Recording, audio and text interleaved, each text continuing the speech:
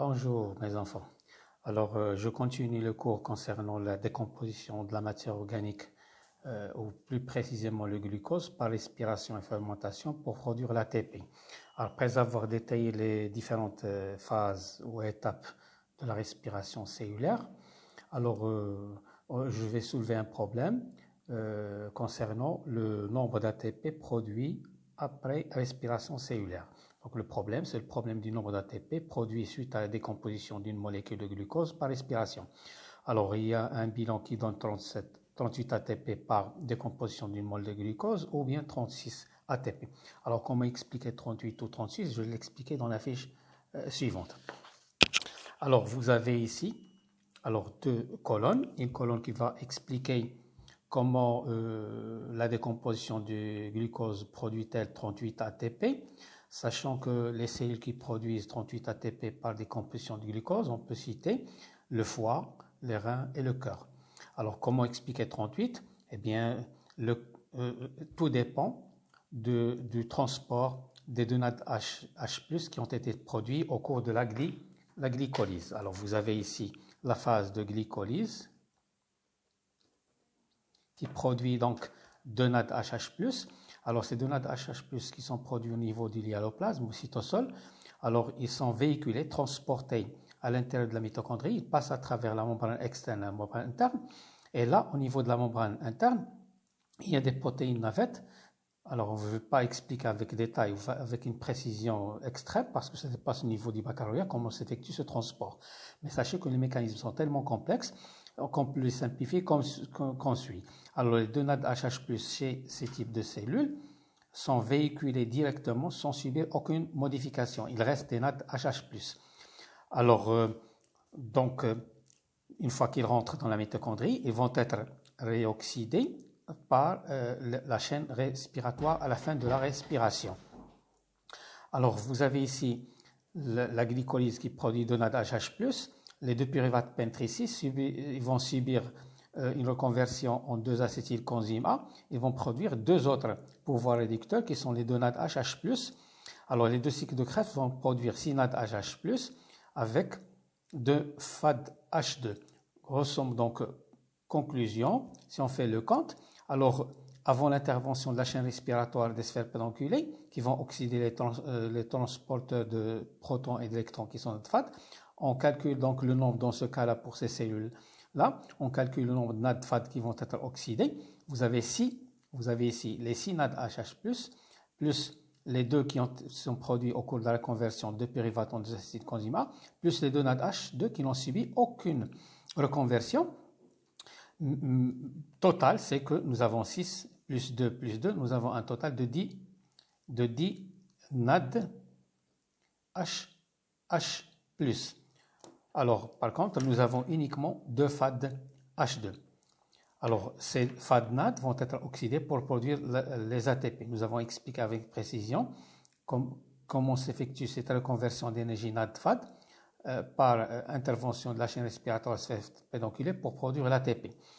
Alors, ces 10 NAD HH+, vont produire 30 ATP, vu qu'une molécule NAD HH+ produit 3 ATP, vu que FAD-H2 produit après oxydation 2 molécules d'ATP, donc les deux FAD-H vont produire 4 ATP. Donc, cette phase va produire donc 34 ATP. Faisons le calcul pour ces cellules qui produisent 38 ATP après décomposition du glucose. La glycolyse donc produit 2 ATP. Alors, je ne tiens pas en considération les NAD-FAD. Les NAD qui sont produits ici vont être reconvertis en ATP jusqu'à la fin de la respiration. La glycolyse produit 2 ATP. La décomposition totale des deux pyruvates, la décomposition des pyruvates s'effectue au cours de la reconversion en acétylcoenzyme A plus 2 cycles de Krebs, va produire uniquement 2 ATP. Donc, vous avez ici les 2 ATP qui sont produits au cours de la glycolyse, plus 2 ATP qui sont produits au cours des 2 cycles de Krebs. Alors, qu'est-ce qui se passe après? Les 10 NAD et les 2 FAD-H2 vont produire 34 ATP. Donc, le total, c'est que la glycolyse produit 2 ATP, les 2 cycles de Krebs produisent 2 ATP, la dernière phase, la phosphorylation oxydative, va oxyder 10 NAD HH+ pour produire 30 ATP. Les deux FAD H2 produiront 4 ATP. Donc cette phase produira 34 ATP. 34 plus 2 donneront 38 ATP. Donc le nombre d'ATP produit après décomposition d'une molécule de glucose. La glycolyse va produire 2 ATP. La décomposition totale, cette phase des deux pyruvates, produira donc 2 ATP. La phosphorylation oxydative, l'oxydation des dinades H2 vont produire 30 ATP. Les deux FAD H2 qui sont produits au cours des cycles de Krebs vont produire 4 ATP. Et on aura donc cette phase qui va produire 34 ATP. 34 plus 2 plus 2. Donc le bilan dans ce cas-là est de 38 ATP pour une décomposition d'une molécule de glucose, mais pour les cellules qui ne reconvertissent pas les NAD HH+ en FAD. Ils resteront, donc au cours de leur entrée, ils resteront toujours des NAD HH+. Ces cellules, je rappelle que ces cellules, ce sont le foie, c'est deux fois par exemple, rein et cœur.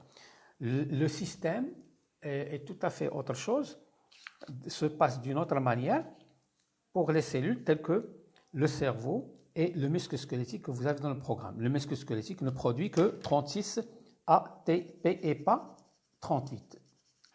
Alors, comment expliquer les 36 ATP?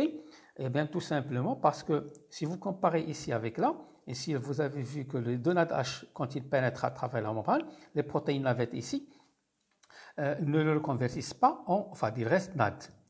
Par contre, ici, il y a des protéines navettes ici. C'est grâce à un système qui est un peu complexe, ils vont reconvertir les NAD HH+ en 2 FAD H2. Résultat, c'est que si nous faisons le compte, alors la glycolyse va nous produire 2 ATP, les deux cycles de Krebs vont produire 2 ATP, la fin, au cours de la phosphorylation oxydative, elle va oxyder non pas 10 NAD HH+, mais elle va oxyder uniquement 8 NAD HH+. Parce que les NAD qui auraient pu donner un nombre de 10 ont été reconvertis en 2 FAD H2. Donc, nous avons 6, regardez, 6 NAD H2, 6 NAD H2, plus les 2 NAD H2 qui ont été produits au cours de la reconversion pyruvate en acétylcoenzymat, vous donneront 8 NAD HH+. Alors, par contre, les FAD, vous avez les 2 FAD qui ont été le résultat d'une reconversion NAD en FAD, plus les 2 FAD H2 produits par 2 cycles de Krebs, ils vous donneront donc 4 FAD H2. Donc au cours de cette étape, au lieu de produire 34 ATP, regardez, ici 8 NAD H2 oxydés vont produire 24, 8 fois 3, 24, 4 fois 2, 8, donc le résultat 24 plus 8, une oxydation qui va produire 32 ATP au lieu de 34. Donc bilan fait, le nombre d'ATP produits, c'est 32 suite à la phosphorylation oxydative de 8 NAD H2, 4 FAD H2, et 2 ATP au cours des deux cycles de Krebs, et 2 ATP au cours de la glycolyse. Donc, on aura une production d'ATP en nombre de 32 plus 2 plus 2 égale 36. Donc, c'est le cas du cerveau, et sur le cas, j'insiste sur le cas du muscle squelettique que vous avez dans le programme, comme étant un exemple d'activité qui consomme l'ATP. Donc, quand la cellule musculaire squelettique décompose une molécule de glucose, elle ne produit que 36 ATP. Faisons le calcul ici. Vous avez la glycolyse ici qui produit 2 ATP, et vous avez ici la décomposition totale des deux pyruvates va produire uniquement 2 ATP. Donc, ici, la glycolyse produit 2 ATP. La décomposition totale 2 ATP. La phosphorylation oxydative va oxyder 8 NAD HH+, et 4 FAD H2 qui vont produire 32 ATP. Résultat, le nombre d'ATP produit 32 plus 2 égale 36 ATP. Attention, parce que normalement, il y a une différence entre une production directe et une contribution à la production d'ATP. Regardez par exemple, la glycolyse, c'est une phase qui produit directement des ATP, mais elle va participer et va contribuer à la formation de 8 ATP. Mais ceci ne peut se réaliser qu'après avoir fait pénétrer, mais attention, elle peut donner 8 si les deux NAD HH+ pénètrent et ne subissent aucune reconversion. Donc les deux NAD HH+ vont donner donc 2 fois 3, 6, plus le 2 ATP. C'est une phase qui va contribuer à la formation de 8 molécules d'ATP. Mais par contre ici, cette glycolyse ne va participer qu'à la formation d'un nombre de 2 ATP plus les 4 qui vont être oxydés pour donner 2 fois 2, c'est 4. C'est-à-dire ne va participer qu'à la formation de 6 molécules d'ATP au lieu de 8 ici. Alors, la même chose en ce qui concerne la décomposition totale de pyruvate. Alors, cette décomposition totale va donner directement 2 ATP, mais indirectement, elle va donner 2 ATP directement. 2 NADH+ vont être oxydés pour donner 6 ATP. Donc, 6 plus 2, ça fait 8. Et puis, vous avez les 3 FAD, 3 NAD qui vont donner vous avez les 3, vous comptez 6 plus 8 NADH2. Alors, ils vont contribuer à la formation de 8 fois, attention, les deux pyruvates. 8 fois 3, c'est 24, plus les 4, ça fait 28. Donc, 24, 28 molécules d'ATP indirectement, plus les 2 ATP, donc 30 ATP. Donc, cette phase contribue à la formation de 30 ATP. Une molécule de pyruvate décomposer va produire donc 15 molécules d'ATP. Alors, donc, voilà la différence entre une production de 38 ATP après décomposition du glucose ou bien 36. Tout dépend du sort des 2 NADH+ qui ont été formés au cours de la glycolyse. S'ils pénètrent sans aucune modification à travers la membrane, on aura un bilan de 38. Si les NADH sont transportés par des protéines navettes qui reconvertissent les NAD en FAD, on aura un bilan de 36 molécules d'ATP après décomposition d'une molécule de glucose. Alors maintenant, on va passer à la deuxième partie. Après avoir étudié la respiration, on étudie la fermentation cellulaire. La fermentation cellulaire, et il y a 2 types de fermentation, on va les citer. On va décrire chacune d'elles. On va comparer les 2 types de fermentation, bien sûr, après avoir écrit la réaction globale de chaque fermentation. Alors, vous avez ici un schéma global, bien sûr, un schéma global qui vous permettra. Alors, un schéma, j'encadre ça. Bon, j'avais un schéma global de la fermentation, description écrite. Il y a 2 fermentations, fermentation alcoolique et fermentation lactique. Regardez, à partir de ce schéma, je peux décrire par un texte précis comment se passe chaque type de fermentation. La fermentation lactique, ici, vous avez s'effectue en 2 étapes qui s'effectuent à l'intérieur de l'hyaloplasme. La mitochondrie ici n'intervient pas. Donc, l'oxygène n'intervient pas du tout. Alors, la description, la fermentation s'effectue en 2 étapes. Première étape, une deuxième étape. Tout est écrit ici. Première étape, au cours de laquelle le glucose se décomposait pour donner 2 pyruvates avec une production en parallèle de 2 ATP, de NADH+. Deuxième étape, c'est une étape de production de 2 acides lactiques. C'est une étape qui consomme quoi? Les 2 NADH+, comme énergie pour cette reconversion des pyruvates en 2 acides lactiques. Si on fait le bilan, vous avez la première réaction est écrite comme ça, C6H12, etc., pour produire des ATP NADH+. La deuxième réaction de pyruvate, elle consomme ce qui a été produit ici, il a été consommé. Consomme de NADH+ pour produire 2 acides lactiques. Faisons le bilan. Donc, ça va sauter de NADH+ avec de NADH+. Vous avez le résultat de 2 pyruvates. Alors, bien sûr, avec les H+, vous avez le glucose plus 2 NAD plus 2 H+, plus ça de composer. Donc le glucose, vous le convertissez ça pyruvate avec pyruvate, 2 NAD avec 2 NAD. Donc il vous reste, alors ici quand les 2 NAD sont décomposés, bien sûr qu'ils vont produire acide lactique plus 2 NAD plus 2H plus.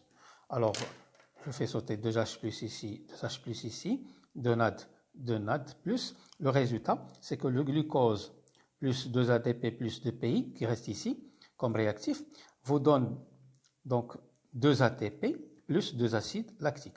Alors pourquoi cette cellule réalise la fermentation lactique et pas alcoolique? Parce que elle fait intervenir des enzymes qui activent la fermentation lactique et pas alcoolique. Donc cette cellule dispose d'un système de gènes qui produisent spécialement des enzymes qui activent cette réaction. Alors en ce qui concerne le deuxième type de fermentation, c'est la fermentation alcoolique. Alors vous avez ces descriptions écrites, vous avez la même chose, cette fermentation s'effectue en 2 étapes. Première étape de la glycolyse, deuxième étape de la production de 2 éthanol, en plus de 2 CO2. Alors, au cours de cette étape, c'est la même chose. Nous avons décrit cette étape de glycolyse maintes fois. Alors, deuxième étape, c'est une étape de production de 2 éthanol, plus 2 CO2, qui consomme 2 NADHH+, eh bien, et vous donnera 2 éthanol, 2 CO2. Bilan fait. Alors, vous avez ici le glucose plus 2 ADP plus PI plus 2 NADH plus H+, ça vous donnera 2 pyruvates plus 2 ATP plus 2 NADHH+. Deuxième étape, 2 pyruvates vont consommer 2 NADHH+, pour vous donner 2 éthanol plus 2 CO2 plus 2 NAD plus 2H+. Quand on fait un bilan, les deux pyruvates s'annulent des pyruvates, les deux NADH+ qui ont été produits ici, ils ont été utilisés là, les 2H+ avec les 2H+, les NAD+ avec les NAD+. Donc qu'est-ce qui reste? C'est 6H12O6 ici, plus 2 ADP plus 2 PI. Ça vous donne 2 éthanol plus 2 ATP plus 2 CO2. Voilà pourquoi il y a cette orientation vers la production d'éthanol, parce que justement cette cellule dispose de gènes actifs qui produisent des enzymes qui orientent la fermentation vers une fermentation alcoolique. Bien sûr, on peut penser à une comparaison entre les deux fermentations. Alors ce qu'ils ont de commun, c'est que les deux décomposent partiellement le glucose. Les deux n'utilisent pas la mitochondrie, les deux s'effectuent dans des conditions anaérobiques, les deux produisent un nombre d'ATP qui est égal à 2 ATP par décomposition de molécules de glucose, mais les différences sont les suivantes. Alors, fermentation lactique produit 2 acides lactiques et ne produit pas le CO2. Par contre, la fermentation alcoolique produit 2 éthanol en plus de CO2. Voilà ce qui concerne les deux types de fermentation. Alors, qu'est-ce que je dois connaître à propos de la respiration et de la fermentation? Voilà, vous avez ici un schéma global qui vous orientera vers ce qu'il faudrait connaître, vous orientera sur les idées qu'il faudrait bien maîtriser. Donc, en ce qui concerne cette partie-là, qui constitue le 1/8 du programme, il s'agit de la décomposition du glucose pour produire l'ATP, soit une décomposition totale qui s'effectue par respiration ou bien partielle par fermentation. Par la respiration, fermentation soit lactique ou alcoolique. Qu'est-ce que je dois connaître concernant la respiration? Je dois être capable de décrire soit sous forme de texte, soit sous forme de schéma que je vous ai déjà envoyé, cette respiration. Alors sachez que cette respiration, voilà les étapes que je vais décrire, la glycolyse, puis la deuxième étape qui est la décomposition totale des deux pyruvates qui s'effectue en 2 phases, reconversion des deux pyruvates en acide coenzyme A, puis le cycle de Krebs. Puis en fin de compte, la dernière étape, c'est la phosphorylation oxydative. Donc les étapes sont les suivantes: glycolyse, suivie d'une reconversion des deux pyruvates et de 2 cycles de Krebs qui sont suivis par la dernière étape qui est l'oxydation ou la phosphorylation oxydative. Suivi par ce qu'il faudrait connaître par description, écrire la réaction globale de la respiration et puis définir la respiration. Bon, c'est la même chose, je dois décrire sous forme de schéma ou bien sous forme de texte la fermentation soit lactique soit alcoolique. qui s'effectue donc en deux étapes, glycolyse plus formation, soit d'alcool pour la fermentation alcoolique, soit d'acide lactique pour la fermentation lactique. Ensuite, je suis obligé de faire une comparaison entre les deux fermentations. Je suis obligé d'écrire la réaction globale comme je l'ai fait avec la respiration, puis définir la fermentation. Une fois avoir su ce que c'est que respiration et fermentation, il faudrait passer à la comparaison. Alors, voir les caractères en commun, il y a 3 caractères. Les deux décomposent le glucose, les deux produisent l'ATP. Et il y a une première étape qui est la glycolyse qui est identique, que ce soit pour la fermentation ou la respiration. Il y a 9 caractères différentiels. Alors, je vous laisse deviner ces 9 caractères différentiels. De toute façon, toutes les questions de connaissances concernant cette partie-là, je vais les envoyer le plus tôt possible afin que vous puissiez en profiter au maximum. Mais si vous voulez réviser tout ça, ayez ce schéma devant vous et dites est-ce que vous êtes capable de décrire toutes ces connaissances qui sont citées dans ce schéma global. Alors à la prochaine, Inch'Allah.